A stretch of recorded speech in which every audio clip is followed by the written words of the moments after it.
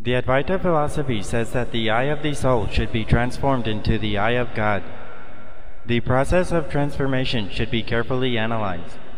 If the eye of the soul is destroyed, there will be no experience for the soul that it has become God. In deep sleep, the eye of the soul is disappearing and there is no experience at all for the soul. Moreover, the eye of God neither increases nor decreases at any time. It remains constant. Even though God created this entire universe, God does not decrease by quantity because no part of God is transformed into the universe. The worldly logic fails in the process of creation. Even if a soul merges in God, God does not increase.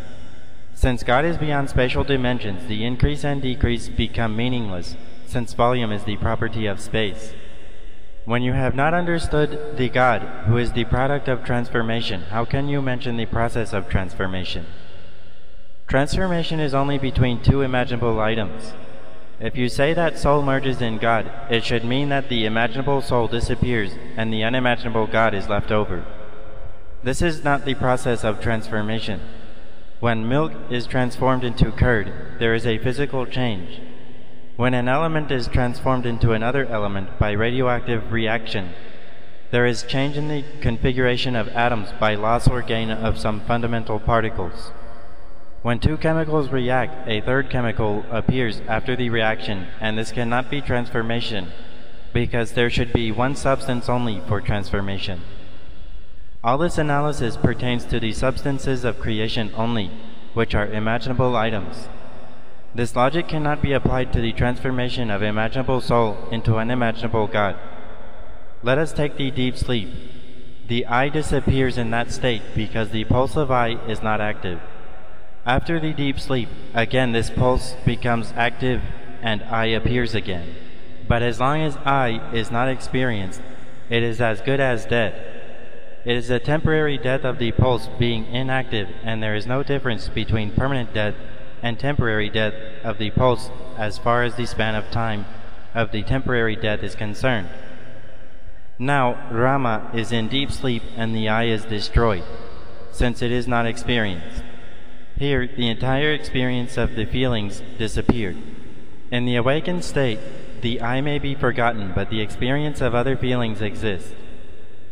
Therefore, the eye may be inactive even in the awakened state, and this inactiveness can be also considered as the temporary death.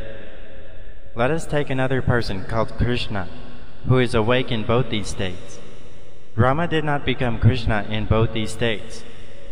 The eye of Krishna is also an imaginable item like that of Rama.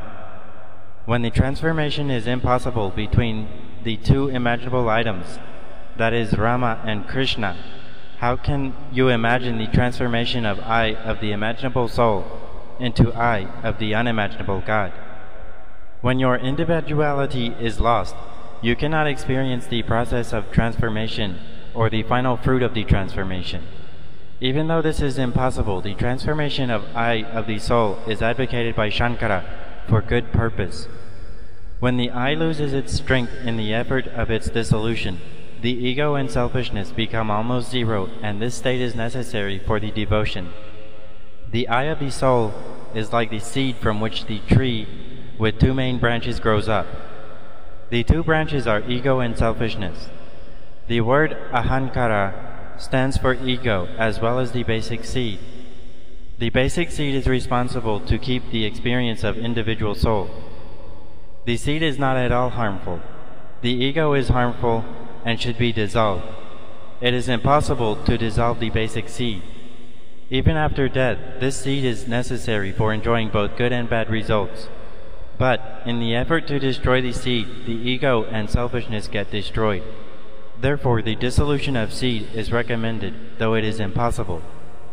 The dissolution of the basic seed takes place only if the total complex of feelings called as jiva is destroyed. To try for this is foolishness. If the jiva is destroyed, the basic inert energy called as Atman alone is left over like the standstill water after the disappearance of waves. This means that you are transformed into inert entity like a stone. Hence one should not aspire for the dissolution of I, which is the central component of jiva. The transformation of I into God is not practically possible. God remains as himself in the same status before and after your transformation. This means that you are simply destroyed and God remains as himself.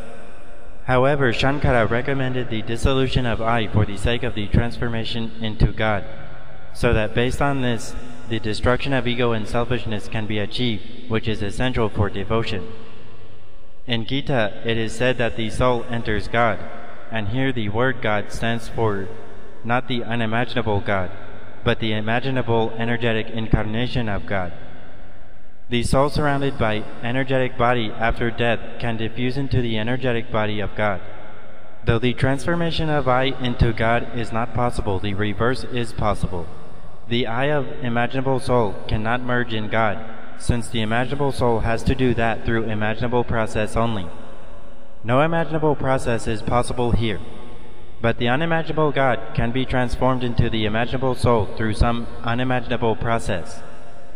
Even after the transformation, God can come out of the soul without any change due to his unimaginable power. In this process, since the I of imaginable soul is retained, the soul experiences the transformation of itself into God and also experiences God after transformation. This is what happens when God enters the soul in its human body while taking the human incarnation. The God is said to be Datta, meaning that God himself donates himself to the soul. You can say this as a transformation of soul into God, and there is no need of dissolution of I here. Such transformation is meaningful because the retained I of the soul experiences the process of transformation, as well as the final fruit of transforming itself into God. This is called as Jivan Mukti, which means the soul becomes God while its body is alive in this world. Even after the death, such transformation is possible because after death, the soul is surrounded by the energetic body instead of materialistic body. When such process happens, the result is the formation of energetic incarnation of God living in the upper worlds, for the sake of departed souls surrounded by the energetic bodies. For the soul surrounded by materialistic bodies in this world, the human incarnation is relevant, which is called as Satguru. The past human incarnation is also not relevant to the present human living beings. The past human incarnation and the energetic incarnation can be worshipped in the form of photos and statues to develop the theoretical devotion. For the sake of practical devotion or service, only the contemporary human incarnation is meaningful, and search for that is reminded by this auspicious function of Guru Purnima.